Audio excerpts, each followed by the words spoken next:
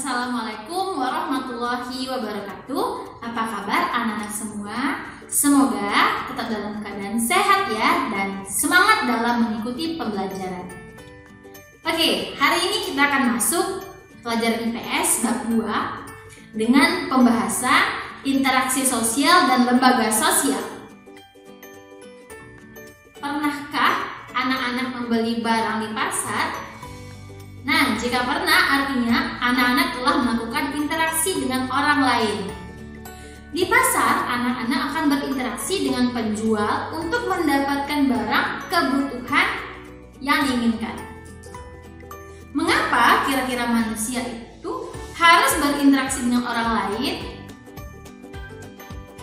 Allah Subhanahu wa Ta'ala telah menciptakan manusia untuk bersama manusia lain agar dapat saling bekerja sama dalam upaya memenuhi kebutuhan hidupnya. Kenyataan tersebut harus kita syukuri karena kita dapat bekerja sama dengan orang lain untuk memenuhi kebutuhan hidup masing-masing. Interaksi sosial memerlukan norma dan nilai sosial. Interaksi di pasar memerlukan nilai dan norma sebagai pedoman dan mengatur perilaku pembeli dan penjual dalam berinteraksi.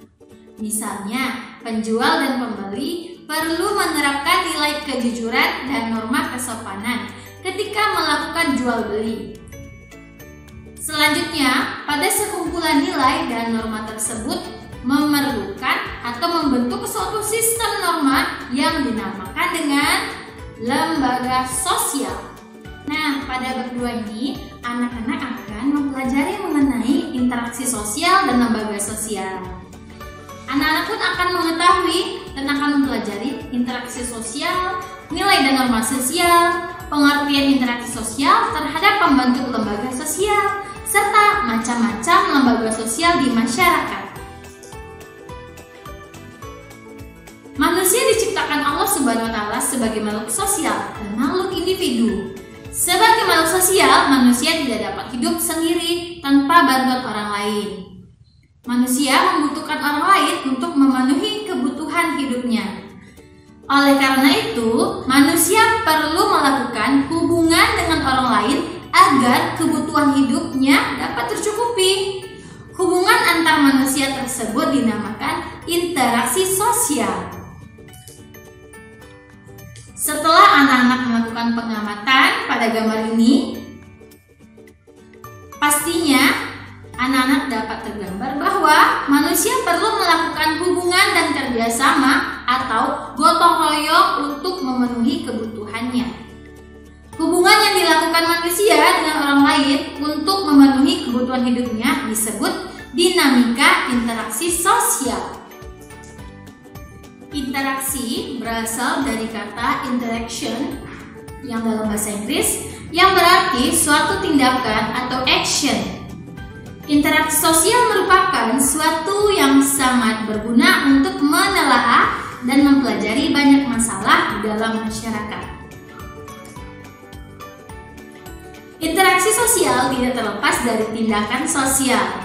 Terjadinya interaksi sosial bermula dari seseorang melakukan tindakan sosial terhadap orang lain.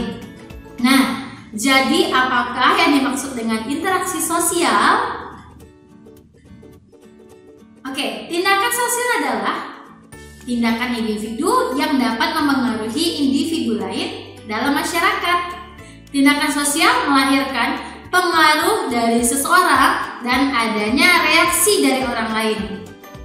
Karena adanya sifat pengaruh mempengaruhi satu sama lain, tindakan ini menyebabkan terjadinya interaksi sosial.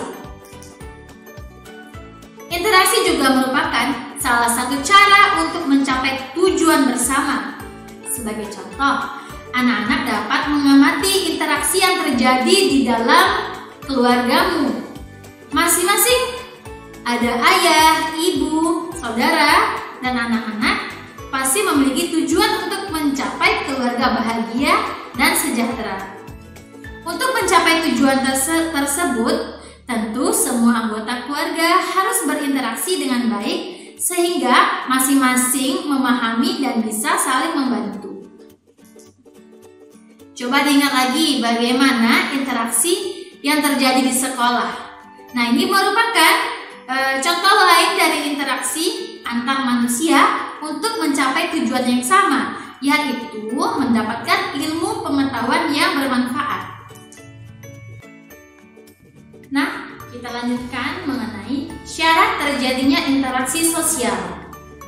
Dalam kegiatan interaksi sosial ada 2 syarat yang harus dilaksanakan. Yang pertama, adanya komunikasi atau hubungan antar individu. Kedua, adanya kontak sosial baik secara fisik maupun secara non-fisik. Selanjutnya, ciri-ciri interaksi sosial. Adanya jumlah pelakunya lebih dari 1 orang. Terjadinya komunikasi di antara pelaku melalui kontak sosial. Mempunyai maksud atau tujuan yang jelas. Dilaksanakan melalui suatu pola sistem sosial tertentu. Selanjutnya, faktor-faktor yang mempengaruhi interaksi sosial. Pertama, ada sugesti. Kedua, ada identifikasi. Ketiga, ada imitasi. Keempat, ada simpati. Kelima, ada empati. Dan yang keenam, ada motivasi. Kita lihat bagaimana sugesti. Di sini pada sugesti, pemberian pengaruh pandangan seseorang kepada orang lain dengan cara tertentu, sehingga orang tersebut mengikuti atau mendengar, dapat terpengaruhi tanpa berpikir panjang. Identifikasi, kecenderungan atau keinginan dalam diri seseorang untuk menjadi sama dengan orang lain dan dilakukan oleh seseorang secara sadar. Imitasi, usaha untuk meniru tindakan orang lain sebagai tokoh idealnya atau tokoh favoritnya. Imitasi cenderung secara tidak disadari dilakukan oleh seseorang. Simpati. Simpati adalah suatu proses seseorang yang merasa tertarik pada orang lain. Motivasi. Motivasi adalah sebuah dorongan, rangsangan, pengaruh atau stimulus yang diberikan seseorang individu kepada individu lain sedemikian rupa sehingga orang yang diberikan motivasi tersebut menuruti atau melaksanakan apa yang dimotivasikan secara kritis, rasional, dan penuh tanggung jawab. Demikianlah pertemuan untuk hari ini. Semoga anak-anak semua dapat memahaminya ya. Terima kasih. Assalamualaikum warahmatullahi wabarakatuh.